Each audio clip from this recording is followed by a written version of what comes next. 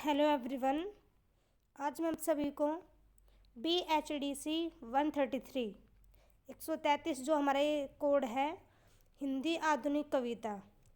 आज मैं आपको इसका खंड 1 कराऊंगी। इससे पहले मैं इस बुक के बारे में आपको बता देती हूँ। इसमें टोटल 3 खंड हैं। खंड 1 जो है वो भारतेंदु युग एवं द्विवेदी युग के नाम से है हमारा। इसके अलावा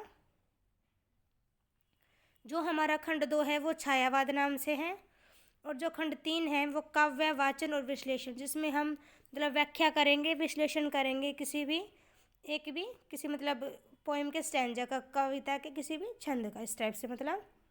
तो आज हम करेंगे हमारा खंड नंबर 1, जो कि हमारा है भारतेंदु युग एवं द्विवेदी युग से। इसमें टोटल हमारी 6 इकाइयाँ हैं, जिनको मैं आपको एक एक करके कराऊंगी। ये हमारा एग्ज़ाम है इस वाली बुक का, वो हमारा 100 मार्क्स का होगा, जिसमें हमारी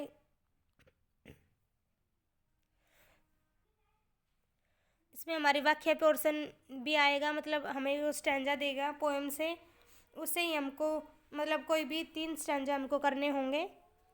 कोई वो हमको 5 देगा, 5 में से हमको 3 करने होंगे। और इसके अलावा वो बाकी हमारे क्वेश्चन आंसर्स रहेंगे, तो मैं आपको उसका फॉर्मेट भी बता दूंगी एक बार। इससे पहले आज हम स्टार्ट कर रहे हैं इसको, जिसमें हम करेंगे सबसे पहले इकाई नंबर 1। ये देखिए, सबसे फर्स्ट इकाई क्या है हमारी, भारतेंदु युगीन कविता, स्वरूप और विकास। कि भारतेंदु जो युग था उसमें जो कविता थी उसका कैसा स्वरूप था, या उसका किस प्रकार से विकास हुआ, ये वाला हम इस चैप्टर में पढ़ेंगे। भारतेंदु युगीन कविता। हिंदी साहित्य के इतिहास में भारतेंदु हरिश्चंद्र का आगमन एक युगांतकारी घटना थी। मतलब भारतेंदु हरिश्चंद्र जो आए तो वो मतलब एक बहुत ही युगांतकारी बात थी। उन्होंने बहुत ही बदलाव किए मतलब साहित्य के क्षेत्र में। हिंदी भाषा के काव्य एवं गद्य की विविध विधाओं में नवीनता का समावेश करके उन्होंने युगांतकारी परिवर्तन किया है। यही कारण है कि विद्वानों ने इस काल का नाम भारतेंदु के नाम पर रखा है। काव्य की दृष्टि से भारतेंदु युग जो था उसको क्रांति का युग कहा जाता है।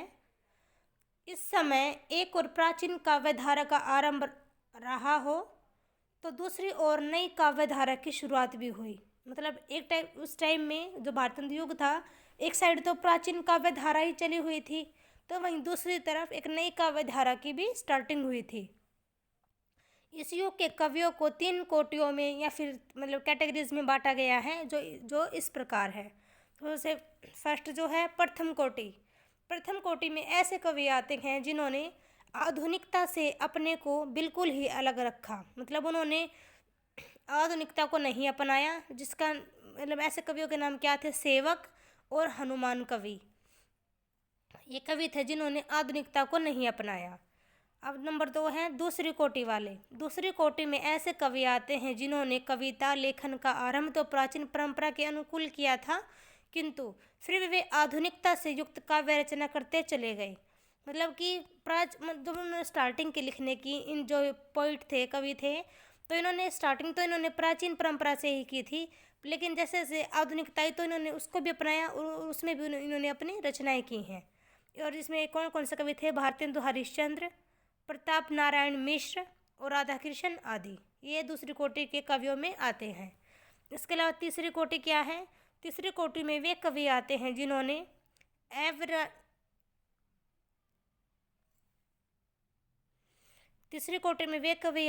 जिन्होंने अर्वाचीन ढंग से काव्य रचना की। जैसे कि इनमें कौन था, बाल मुकुंद गुप्त जो थे, इन्होंने इस टाइप की रचनाएं की हैं। आगे देखिए, भारतेंदु युगीन कवि की यदि हम बात करते हैं तो कौन कौन से थे, ध्यान रखना ये चीज़, एग्जाम में से रिलेटेड क्वेश्चन पूछेगा आपसे। वो पंडित बद्री नारायण चौधरी और प्रेम घन, मतलब इससे पहले कवि थे पंडित बद्री नारायण चौधरी प्रेम घन। सेकंड, प्रताप नारायण मिश्र, श्री राधाचरण गोस्वामी, राधाकृष्ण दास। ये 4 कवि हैं जो भारतेंदु युगीन कवि हैं। और इसके अलावा जो भारतेंदु हरिश्चंद्र थे वो तो थे ही। नेक्स्ट है भारतेंदु युगीन हिंदी काव्य की विशेषताएं बताइए। ये क्वेश्चन आपसे पूछ सकता है। तो मैंने यहाँ पे पॉइंट्स में लिख रखा है, तो इसको यदि आप एक्सप्लेन कर दोगे तो आपका एक 16 मार्क्स का क्वेश्चन रेडी हो जाएगा। फर्स्ट है राष्ट्र प्रेम का भाव, मतलब इनकी रचनाओं में हमको राष्ट्र प्रेम देखने को मिलता है। सेकंड, जनवादी विचारधारा, मतलब लोगों के बारे में, आम लोगों के बारे में बात की गई है इनके काव्य में।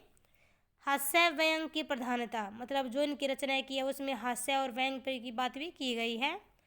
नेक्स्ट है प्रकृति वर्णन।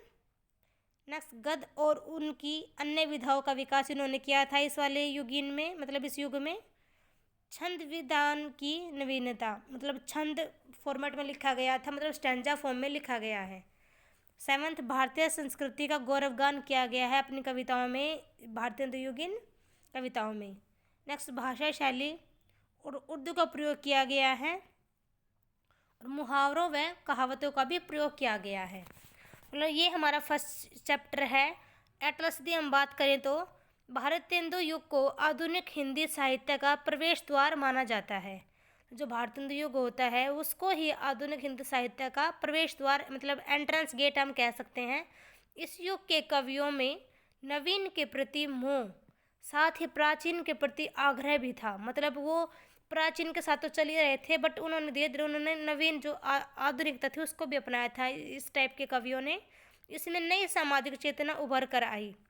भारतेंदु युग में देशभक्ति व राजभक्ति तत्कालीन राजनीति का अभिन्न अंग थी, जिसका स्पष्ट प्रभाव इस युग के कवियों में देखा जा सकता है।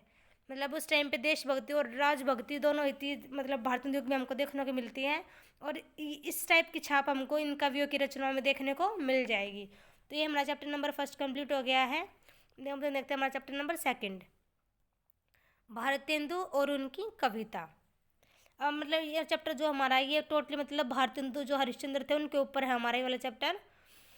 मतलब ये वाली बुक आपकी थोड़ी मुश्किल रहेगी, क्योंकि इसमें मतलब आपको जीवन परिचय काफ़ी लर्न करने होंगे। इसके अलावा मतलब हर एक के हमको पोएम्स अलग से याद करनी होंगी, स्टैंजा देखने होंगे कि ये किसने लिखी है। तो ये बुक थोड़ी डिफ़िकल्ट रहने वाली है, तो थोड़ा ध्यान से इसको मतलब देखना पड़ेगा हम सबको। तो हमारा फर्स्ट जो जीवन परिचय है वो है भारतेंदु हरिश्चंद्र का। भारतेंदु का आगमन हिंदी भाषा साहित्य के लिए अत्यंत महत्वपूर्ण था। उनके व्यक्तित्व एवं कृतियों ने हिंदी काव्य को एक नई दिशा प्रदान की। भारतेंदु का आगमन जिस समय हुआ यह रीतिकाल का समय था। मतलब भारतेंदु किस टाइम आए थे? रीतिकाल के टाइम पे आए थे, ये याद रखना। रीतिकालीन परंपरा का प्रभाव उन पर था, लेकिन काव्य की विषय वस्तु, भाषा शैली आदि में उन्होंने नए प्रयोग किए। ब्रज भाषा ही काव्य भाषा हो सकती है, इस भ्रम को उन्होंने दूर किया। मतलब कि इन्होंने ब्रज भाषा, मतलब उस टाइम पे जिस टाइम में आए थे उस टाइम सिर्फ ब्रज भाषा ही काव्य भाषा थी, तो इन्होंने इस भ्रम को दूर किया कि मतलब ब्रज भाषा ही ओनली भाषा होती है। इस बात को इन्होंने दूर किया, इस बात का इन्होंने खंडन किया। बात करते हैं इनके जीवन परिचय की। तो जन्म हुआ था 1850 में, एक अग्रवाल सेठ के घर पर इनका जन्म हुआ था। और इनकी मृत्यु की बात करते हैं तो मृत्यु इनकी 1885 में हुई थी, 1885 में। बहुत ही कम मतलब इनका जीवन काल रहा है, उसमें भी इन्होंने बहुत सारी रचनाएं की हैं। जैसे देखिए भक्त सर्वेशव, प्रेम मालिका, फूलों का गुच्छा, प्रेम सरोवर, प्रेम तरंग, प्रेम प्रलाप, होली, गीत गोविंद, वर्षा विनोद, प्रेम माधुरी, कृष्ण चरित्र, कार्तिक स्नान, मतलब ये इन्होंने रचनाएं की हैं।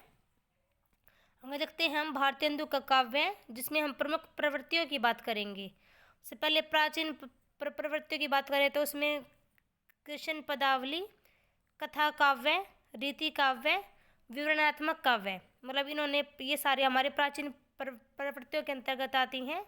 नेक्स्ट है नवीन प्रवृत्तियाँ, राजभक्ति, देशभक्ति, समाज सुधार, भाषा प्रेम, लोकगीत, निबंध काव्य, प्रकृति वर्णन, ये सब आएंगे हमारे नवीन प्रवृत्तियों में।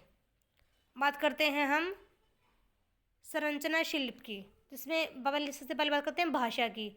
तो भाषा इन्होंने ब्रज भाषा इन्होंने यूज़ की है। उसके बाद काव्य रूप, छंदोविधान, रस, अलंकार। मतलब यहाँ पे जब भी हम बात करेंगे संरचना शिल्प की, तो हम टोटल 5 टॉपिक्स पे बात करेंगे। भाषा, काव्य रूप, छंदोविधान, रस और अलंकार। हम बात करें तो एट लास्ट इस चैप्टर के भारतेंदु हरिश्चंद्र आधुनिक हिंदी साहित्य के पितामह कहे जाते हैं। वे हिंदी में आधुनिकता के पहले रचनाकार थे। भारतीय नवजागरण के अग्रदूत के रूप में प्रसिद्ध भारतेंदु जी ने देश की गरीबी, पराधीनता, शासकों के अमानवीय शोषण का चित्रण को ही अपने साहित्य का लक्ष्य बनाया। मतलब कि इन्हें पितामह कहा जाता है आधुनिक हिंदी साहित्य का।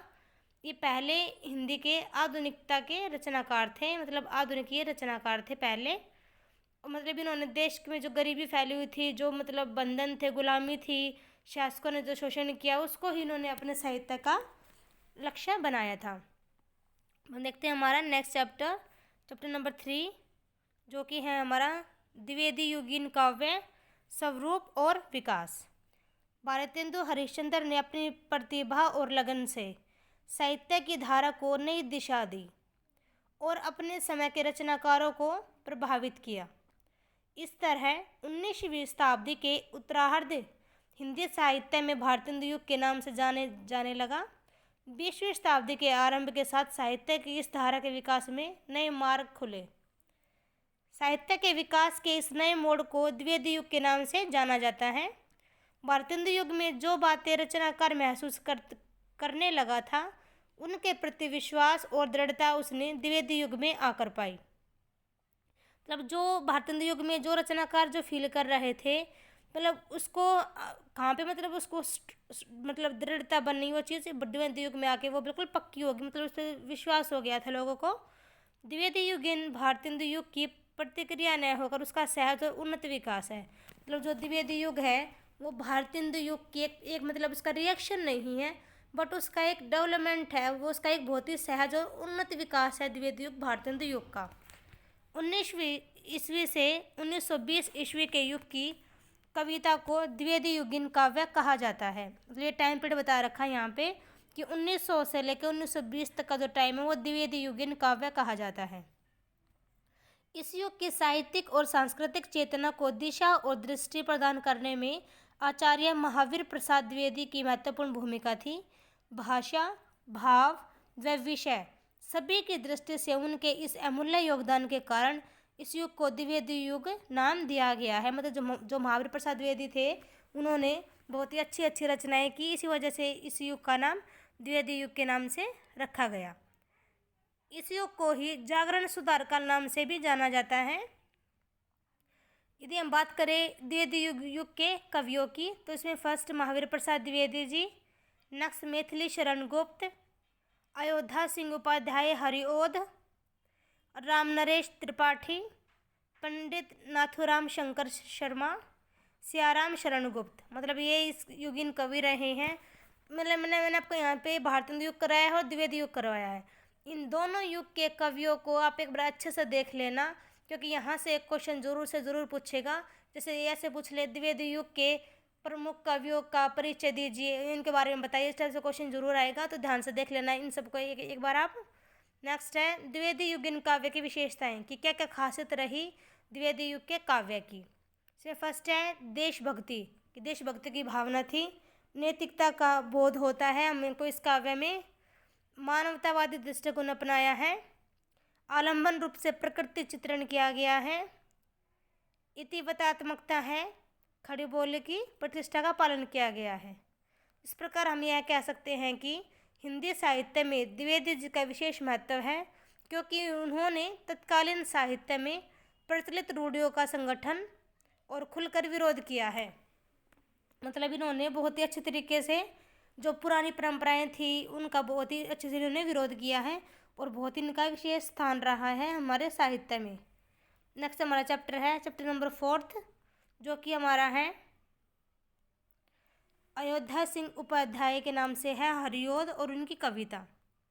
अयोध्या सिंह उपाध्याय हरिओध हिंदी साहित्य के प्रमुख रचनाकारों में से हैं। हिंदी भाषा में खड़ी बोली को काव्य की भाषा के पद पर प्रतिष्ठित करने वाले ये ही थे। इन्होंने परंपरा से चली आ रही इस धारणा को समाप्त किया कि अवधि और ब्रज में ही महाकाव्य रचे जा सकते हैं। खड़ी बोली में छोटी बड़ी कई महत्वपूर्ण काव्य रचनाएं करके वे इस भाषा के प्रथम महाकवि बने। मतलब खड़ी बोली के महाकवि कौन थे? सबसे पहले हरिओद जी थे। हम बात करेंगे जीवन परिचय की, तो जन्म हुआ था 1865 में उत्तर प्रदेश के निजामाबाद नामक स्थान पर। मृत्यु इनकी 1947 में हो गई थी। रचना की बात करें तो रचना में नाटक है इनका प्रद्युमन विजय, रुक्मणी प्रणय। उपन्यास देखते हैं तो प्रेम कांता, ठेठ हिंदी का ठाठ, अधखिला फूल, ये इनके उपन्यास रहे हैं। प्रिय प्रवास हरिओद जी की ख्याति प्राप्त कृति है। जो प्रिय प्रवास है इसको हम आगे पढ़ेंगे खंड 3 में। जब हम इस मतलब हरिओद जी की जब हम पोएम्स कविताओं को देखेंगे तो प्रियवास मतलब आपको वहाँ पे देखने को मिलेगी, मैं आपको कराऊंगी। इसके माध्यम से कवि ने पौराणिक कथा को नया आयाम बनाया है। प्रिय प्रवास रचना के कारण हरिओद जी हिंदी साहित्य के इतिहास में सदा के लिए अमर हो गए। प्रिय प्रवास की रचना का प्रकाशन सन 1914 में हुआ था। मतलब प्रिय प्रवास जो इनकी कविता है वो 1914 में प्रकाशित हुई थी।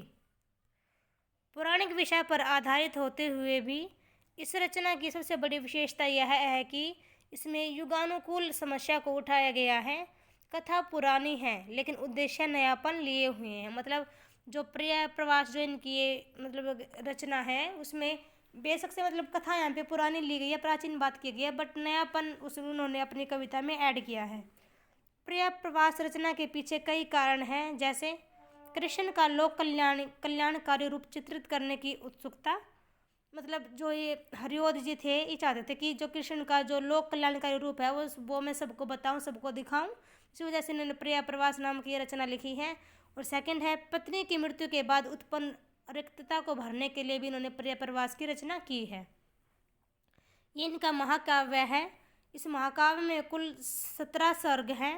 इसमें ये थोड़ा सर्ग के बारे में देख लेना, मैंने यहाँ पे शॉर्ट में लिख रखा है क्योंकि इससे क्वेश्चन आ सकता है। प्रथम सर्ग में संध्या का वर्णन किया गया है। द्वितीय सर्ग में गोकुल वासियों का कृष्ण से विरह होने पर उनकी व्यथित होना दिखाया गया है कि किस प्रकार वो कृष्ण के जाने के बाद दुखी हो जाते हैं।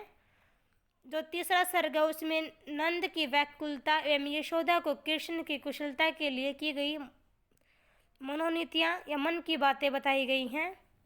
जो फोर्थ है उसमें राधा के सौंदर्य का चित्रण किया गया है। पांचवें में गोकुल के विरह का वर्णन किया गया है। छठे में कृष्ण यशोदा का वर्णन किया गया है। सातवें में नंदन के मथुरा से लौटने पर माता यशोदा के पुत्र विषयक प्रश्नों पर मामले का वर्णन किया गया है इस चीज़ का यहाँ पे। और 8th वाले में गोकुल वासियों के कृष्ण के साथ बिताए गए पलों का वर्णन किया गया है। और 9th में श्री कृष्ण का गोकुल की यादों में खोए हुआ होना दिखाया गया है। 10वें में उद्भव प्रसंग से संबंधित है 10वां। और 11वां सर्ग भी प्रसंग से जुड़ा हुआ है। इसके अलावा जो 12वां है वो श्री कृष्ण का जननायक के रूप में वर्णन करता है। तो 13वां है श्री कृष्ण को एक सच्चा समाज सेवी, चिंतक तथा जननायक के रूप में दिखाया गया है इस वाले सर्ग में। 14वें सर्ग में गोपी उद्भव संवाद है। 15वें में कृष्ण विरह में गोपियों की व्यथा का वर्णन किया गया है। 16वें में राधा उद्धव संवाद है। और 17वें में विश्व प्रेम व्यक्तिगत प्रेम से ऊपर है यह बताया गया है। इस प्रकार हम कह सकते हैं कि जो प्रिय प्रवास जो एक रचना है वो हरिओद जी की ख्याति प्राप्त कृति है और यह एक महाकाव्य है। जो प्रिय प्रवास जो है वो एक महाकाव्य है। देखते हैं हमारा नेक्स्ट चैप्टर जो कि है चैप्टर नंबर 5। इसमें हम पढ़ेंगे मैथिली शरण गुप्त के बारे में और उनकी रचनाओं के या उनकी कविता के बारे में। गुप्त जी ने खड़ी बोली के स्वरूप के निर्धारण एवं विकास में अपना महत्वपूर्ण योगदान दिया है। गुप्त की रचनाओं में लाक्षणिक एवं सूक्ष्म मनोभावों की मार्मिक अभिव्यक्ति हुई है। मैथिली शरण गुप्त जी की राष्ट्रीयता की भावना से ओतप्रोत रचनाओं के कारण हिंदी साहित्य में इनका विशेष स्थान है। मतलब जो इनकी रचनाओं में हमको राष्ट्रीय प्रेम देखने को मिलेगा बहुत ज़्यादा, इसलिए इनको साहित्य में अच्छा स्थान मिला हुआ है। बात करें जीवन परिचय की तो जन्म हुआ था 3 अगस्त 1886 को उत्तर प्रदेश के झांसी जिले के चिरगांव में। पिता थे सेठ रामचरण, माता काशीबाई थी, गुरु थे इसके महावीर प्रसाद द्विवेदी जी। भाषा शैली इनकी ब्रज भाषा थी। मुख्य रचना की बात करें तो वो साकेत है। कृत या इसके अलावा भारत भारती, साकेत, यशोधरा, पंचवटी आदि इनकी रचनाएं हैं। साहित्य में यदि हम इनके योगदान की बात करें तो अपने काव्य में राष्ट्रीय भावों की गंगा बहाने का श्रेय गुप्त जी को जाता है। मृत्यु की बात करें तो 1964 में इनकी मृत्यु हो गई थी। यदि हम भाव पक्ष की बात करते हैं तो इन्होंने अतीत का आधार मतलब इतिहास बोध कराया है। नारी सम्मान की भावना अपनी रचनाओं में दिखाई है। मानवतावादी दृष्टिकोण दिखाया है। राष्ट्रीय भावना और समाज सुधार का स्वर इन्होंने अपनी रचनाओं में लिया है। महात्मा गांधी ने इन्हें राष्ट्रीय कवि की उपाधि भारत भारती कृति के लिए दी थी। मतलब इन्हें राष्ट्रीय कवि की उपाधि मिली हुई थी। और किसने दी थी? महात्मा गांधी जी ने इनको यह उपाधि दी थी। किस रचना के लिए? भारत भारती रचना के लिए। हम बात करें इनकी संरचना शिल्प की तो काव्य भाषा इनकी रही खड़ी बोली व ब्रज भाषा। काव्य शिल्प आप देख लेना, काव्य रूप आप एक बार देख लेना बुक से, क्योंकि बड़ा टॉपिक है तो मैंने इसलिए यहाँ पे शॉर्ट में लिखा है। एटलास यदि हम देखें तो मैथिली शरण गुप्त जी आधुनिक हिंदी के सबसे महत्वपूर्ण काव्यों में से एक है। वह खड़ी बोली नामक सामान्य बोली में कविताएं लिखने वाले पहले व्यक्ति थे। उनके समय में हिंदी भाषा की रचनाएं और कविताएं बहुत ही प्रचलित थी। तो ये हमारा चैप्टर कंप्लीट हो जाता है। देखते हैं हमारा नेक्स्ट चैप्टर, जो इस खंड का लास्ट चैप्टर है, 6th चैप्टर। ये है हमारा राम नरेश त्रिपाठी और उनकी कविता। पंडित राम नरेश त्रिपाठी द्विवेदी युगीन प्रेम धारा ने उन प्रमुख कवियों में से एक हैं जिन्होंने आधुनिक हिंदी साहित्य की मजबूत बुनियाद भरने का अभूतपूर्व कार्य किया है। कविता, कहानी, उपन्यास, जीवनी, संस्मरण, बाल साहित्य सभी पर उन्होंने अपनी कलम चलाई है। मतलब इन्होंने हर टाइप की रचनाएं की हैं। बात करते हैं युग परिवेश की तो राम नरेश त्रिपाठी ने साहित्य लेखन उस वातावरण में आरंभ किया था जब ब्रिटिश शिक्षा नीति हमारी सांस्कृतिक चेतना पर घात विघात कर रही थी। इस तरह के परिवेश में हमारे कवियों को राष्ट्रीय एवं सांस्कृतिक जागरण का कार्य करना पड़ा। इसमें यहाँ पे 3 परिवेश बता रखे हैं कि उस टाइम पे राजनीतिक परिवेश क्या था, सामाजिक एवं आर्थिक परिवेश क्या था और सांस्कृतिक एवं साहित्यिक परिवेश क्या था। तो हम बात करते हैं इनके जीवन परिचय की। तो जीवन परिचय, इनका जन्म हुआ था 4 मार्च 1889 को कोयरी नामक गांव में। इनके पिता का नाम था रामदत्त त्रिपाठी। प्रमुख इनका खंड काव्य पथिक और मिलन है। भाषा इनकी वही खड़ी बोली है। शैली इन्होंने वर्णात्मक और उपदेशात्मक अपनाई है। रचना की बात करते हैं मिलन, पथिक, सोपन, मानसी, ये इनकी रचनाएं हैं। मृत्यु हुई थी सन 1962 में। ये देखिए आगे देखते हैं हम इसके बारे में। राम नरेश त्रिपाठी का रचना संसार, इन्होंने बहुत सारी रचनाएं की हैं तो उसके बारे में हम देखेंगे अभी। बहुमुखी प्रतिभा के समर्थ साहित्य श्रेष्ठा पंडित राम नरेश त्रिपाठी जी की सन 1912 से 1962 तक 50 वर्ष लगातार लेखन से जुड़े रहे हैं। मतलब 1912 में इन्होंने स्टार्ट किया था और 1962 तक ये लिखते रहे हैं, 50 साल तक। त्रिपाठी जी के इतने व्यापक रचना संसार को वर्गीकरण के धरातल पर उतारना भी अपने आप में एक चुनौती का कार्य है। देखते हैं इन्होंने किन किन क्षेत्रों में इन्होंने रचनाएं की हैं।